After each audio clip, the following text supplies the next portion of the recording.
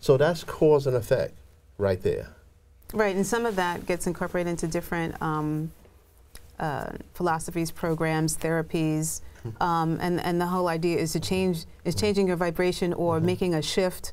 Barbara DeAngelis talks about transforming yourself by making this shift. Right. You can't just keep controlling yourself. Like, okay, I'm going to try not to keep cursing people out when they, step in front of me on the street. You have to make enough change to shift so that it doesn't bother you when somebody steps in front of you, so you don't have to manage your reactions and your behaviors. It will be automatic. Gee, that used to bother me that somebody would step in front of me like that without saying excuse me, whatever, because you've already reprogrammed yourself or made that shift that it doesn't bother you, and you just go on with your day, and you don't even mention it. You don't even get somebody on the phone to complain about it. Do you think that's one? You know what I mean? Like, you start eliminating negative behavior because you've made that shift, and that's actually all of this, the three principles that we've mentioned, the mind, the karma, and the vibrational energy, changing your vibration, preferably higher. Right. Once you get into a high vibration, you as an individual, you function at a higher level of living and perspective. A classic example is a friend of mine was walking down the street, I think it was in Brooklyn, and some muggers were coming towards her. And instead of panicking and coming down to a lower vibration of fear is a very low vibration, she lifted up she made a shift in mind and lifted up her vibration and started praising the Most High, God, Allah. She started praising the source. And those guys, when the muggers came upon her, they said, no, we can't touch this woman. And they turned around and walked away. It's similar to you going down a block, and it's a tough block, and you're in a high vibration. You're in a higher frequency.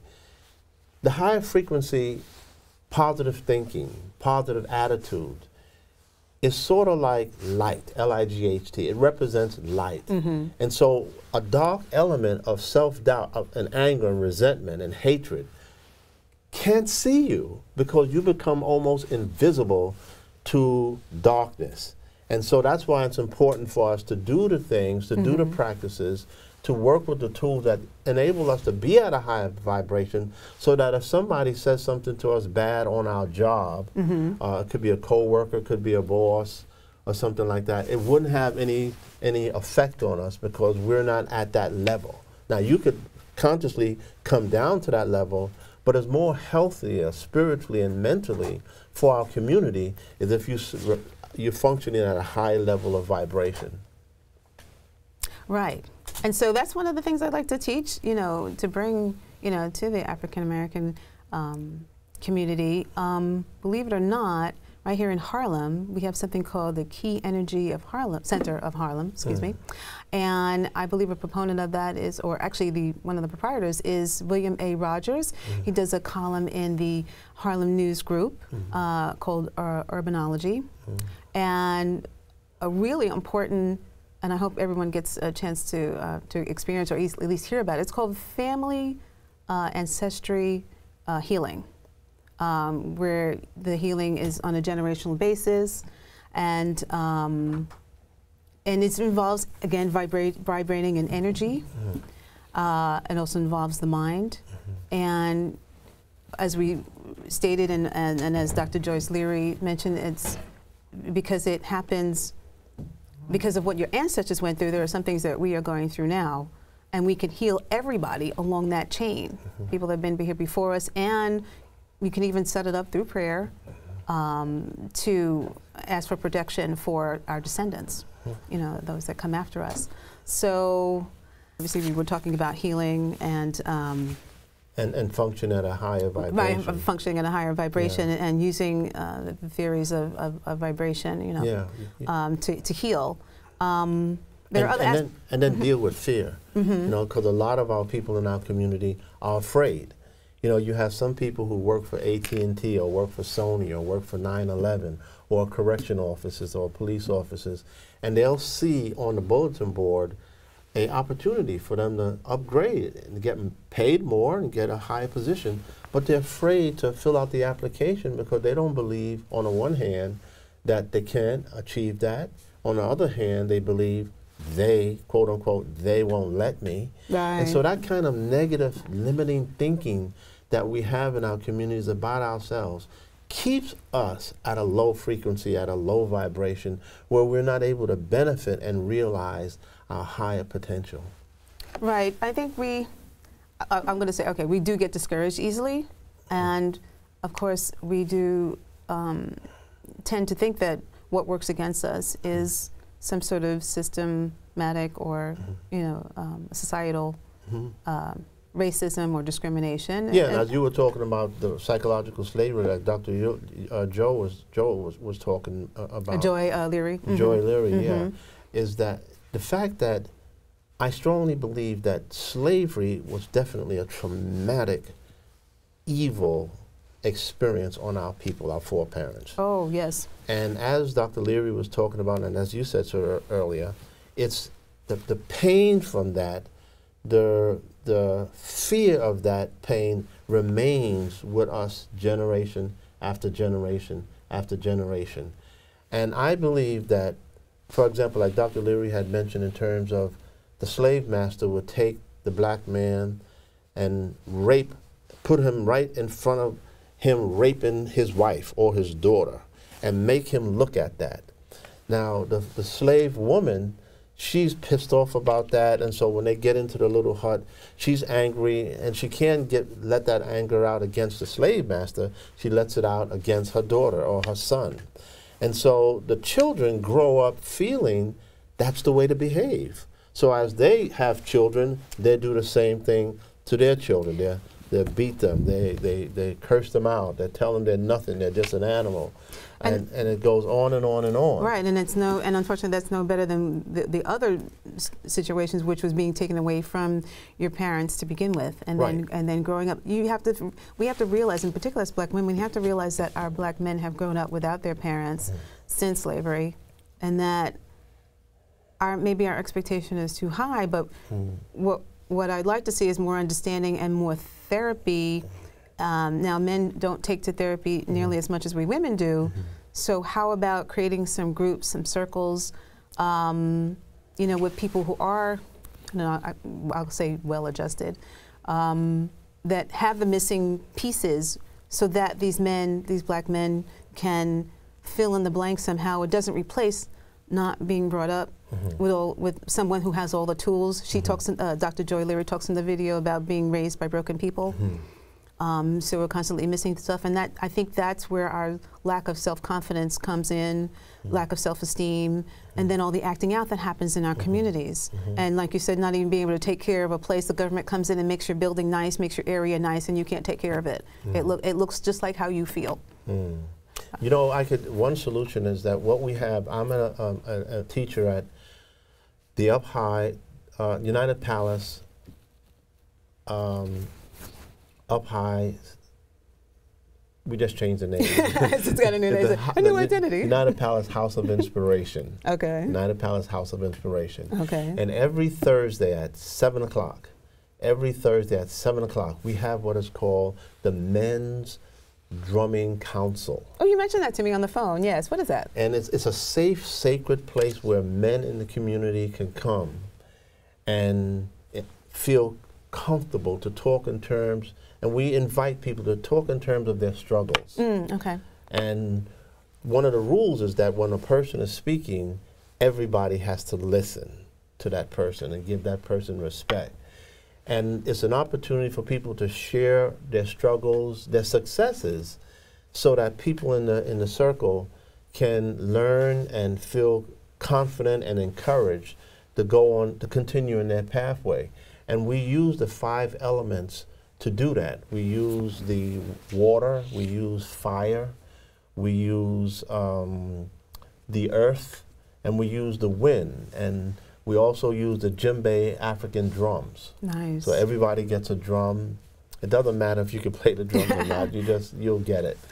But it's a wonderful place for people to come and learn. Men have come there and have had issues with their wives, with their children, with their job, and have come to the point where they were able to make the shift above that and live better lives and be more happier. Wow. So I invite men out in the community, if you're struggling with money, health, whatever, and you want to come to a safe environment, you don't want to, it's free, you don't have to go to a psychiatrist or psychologist, come up there. It's led by our teacher, Xavier Eichmann-Coder, the son of the Honorable and beloved Reverend Ike, and you'll be so glad that you did. It's a safe, nurturing environment. Now, is it considered religious or spiritual? It's not religious at all, but you can say spiritual because spirit just means mind.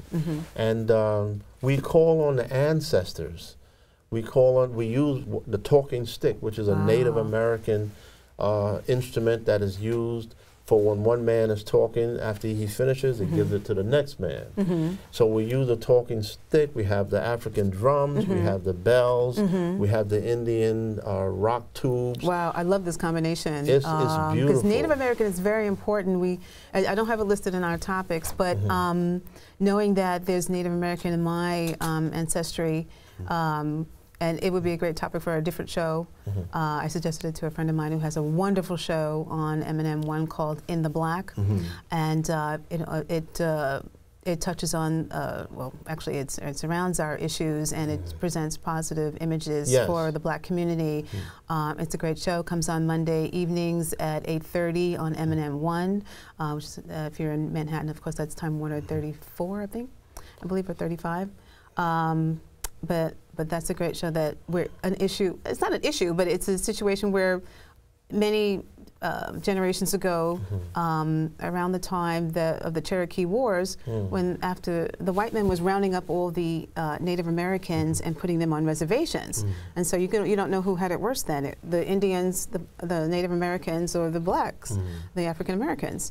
But some of the Indians were dark enough to assimilate with the African Americans, and so they became a part of the African American community. And so some of us have, you know, Native American blood or ancestry. So I'm delighted to hear this combination community that you have here, because I think there, you know, hopefully in the future, but there should have been already an alliance between the two communities, because we both suffered the same thing. And their community needs healing. They, you know, Native Americans, you know, stuck on reservations. Can you imagine being told you can only live here? I mean, we kind of have that, but it's not told to our face, and we're not shepherded into certain areas and certain cities. You know, we have a little bit more freedom than they do, but we have some of the same issues and same long-term pain that they have, and so it'd be great if the two communities could help each other. So I invite the men out who are watching today to come up to United Palace House of Inspiration on Thursday. Where is it again? At 175th Street in Manhattan on Broadway. On Broadway. The A train goes right there. The number 7 bus goes up there, and you'll be delighted. You'll learn a lot about yourself. For example, one of the things that we learn is that, you know, the qualities of power that are in men. 10 seconds. For example, and now, don't get me wrong, there is a feminine quality in men, and in both sexes. You know, I'm not talking about a female quality. I'm not talking about feminism. I know. You know, I'm not talking about. You just hit another principle from the Hermetic Principles. In every man, there's a female quality. Now, when we talk about a female quality in men, is that within us, in the subconscious, is the darkness of the womb that brings forth new experiences, your new life. And that's what we're talking in terms of. And that feminine quality is in men and in women. Now, similarly, in women, there are masculine qualities. Willpower is a masculine quality. To have an idea and to take action on that, that's a masculine quality. And not talking about being a man, it's just a masculine quality of power that are in women and in men. Now, Gil, I'll interrupt you because you just hit on another principle, the principle of gender.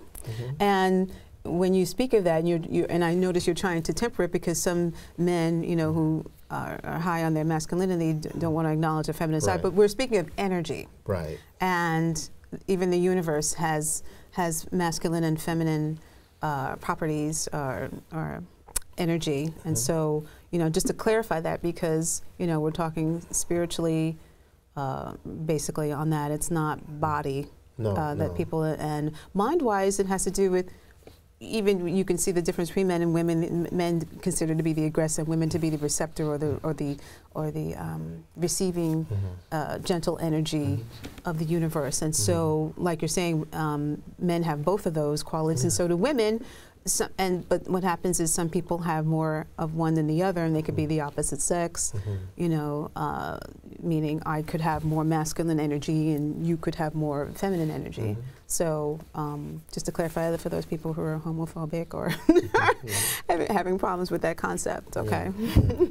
So just to clarify that, I do want to get to a different side of this, which is, you know, we talked about issues and shows, a show here that discusses issues. You mentioned to me on the phone that you had a discussion with Gil Noble sometime before his death, and his idea or opinion on what the African American community should do. Or yeah, I've had a relationship with Gil Noble for a long time, and as I began to get more into metaphysics, I wanted to reach out to him and get on his program and his show and talk about some of these things that we need in our communities, that we need to get in touch with our vibration, our attitude. We need to learn how to master our mindset so that we can have better lives. And so we spent about 45 minutes together, and we were talking and talking. And one of the things that I really took away from that conversation is that he underlined in red ink to me, to the point where he almost did like that, was the fact that we have to, quote unquote, have a full court press on the issues in our communities. It cannot just be Al Sharpton marching about police brutality. That's not enough. Every community in every borough and every city across the nation have to stand up for the injustices and the inequalities against black men and women. That's the bottom line. It cannot be just the NAACP doing a press release or being on a talk show. It has to be everybody focusing on the injustice and inequality and standing up for that and saying, no more, no more, it'll never happen again. And so I took that away from Gil Noble, and I was refreshed. And that, you know, because I wanted to do my thing, but he said, no, we got to have everybody involved. Now, I'm on board with that idea of a collective. You and I also talked on the phone about getting some younger leaders. They might be there, but they're not stepping forward. You know, they don't have the platform for whatever. But, you know, because you mentioned the name Sharpton, and it doesn't always bring us, you know, a sigh of relief that he's, you know, present on whatever issue we have, whatever. We need something, obviously, and we need spokespeople with a lot more, what's the word? I won't even say tact. There's something missing when he steps forward and does these things. And some of it is his reputation. But getting back to what we need, we could use more spokespersons from different, I think I proposed to you, different organizations. I said, can we pluck people from the National Association of Black Social Workers and from the Black Women, Business Women organization and Black female filmmakers and the 100 Black police officers. You know, like two people from each Black organization that exists, because they represent where we are, and we're in different industries. It's not just we have black teens being killed, and then we have black police officers, you know, just as horrified or whatever. We're in different sectors of the economy and the country, and so to put a bigger face on us, so that we know that we exist beyond those two areas I just mentioned, to have some sort of consortium, some sort of where we have, like I said, people from different, and then we approach addressing these issues ourselves. Even a police officer. Right. You know, because I heard from one of the 100 Black police officers program. They have a program here at Manhattan Neighborhood Network called Police Cop, and I think it's the Police Cop Community. I forgot the exact name. It's not Community Cop, is it? Community Cop. Police Cop. Well, he suggested, one of the brothers suggested that it starts, you know, change in our communities. One of the components for change is in the system. Getting in the system, you meaning being a part of it. Because aren't we on the outside looking in a lot? Yeah, but if we're in the system, we have to stand up and ensure that at least our piece is being done righteous and just in our communities, whether it's teaching school, teaching college, whether it's answering the phone at 911, or whether it's being a medical doctor or a judge. We have to stand up in the system and ensure that we're bringing forth love. We're bringing forth righteousness and justice for people and all people. And one of the things that he suggested is that we need to encourage our children to go into the police department, get jobs in the police department, go fire department. Yeah, in the fire department, in schools, in law, and then ensure that the system folds into the quality kind of life that we want to see our leaders and teachers and lawyers and judges living towards our community. Because the system, I know for a fact, because I used to be a correction officer, when you go to the academy, and he talked about the police academy as well, there are pamphlets about, oh, this is the way you need to act in the community. You're supposed to behave with respect and honor to the people in the community. But the people who are teaching this in the academy really don't give a damn, because you can see it in their attitude. They're throwing papers around. Right. They don't really give a damn. And so that filters down to the police officers. So when they go out in the street, they don't give a damn. I seen on 180th Street in the A train, I saw about 6, 7 police officers just talking. And you should have heard them. They were cursing like they were sailors. Not against, I'm not going to say anything against the United States Navy. But they were cursing and mother effer this and mother effer that.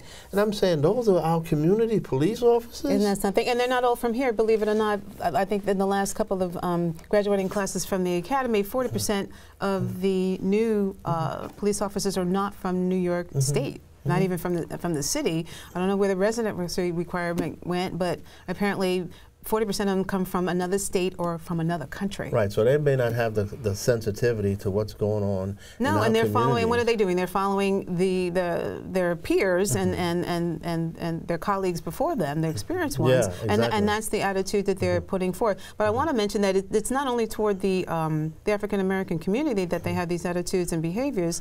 We're speaking of the police force.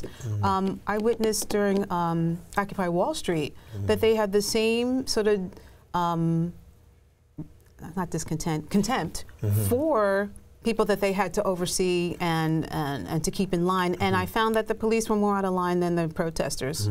I mean, I saw it firsthand. I witnessed how they treated the protesters, who were mostly white and young, you know, in their 20s and 30s. Yeah. So.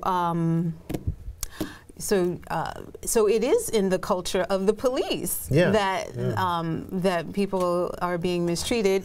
We obviously are, you know, a big part of the population that they don't treat with any sort of respect.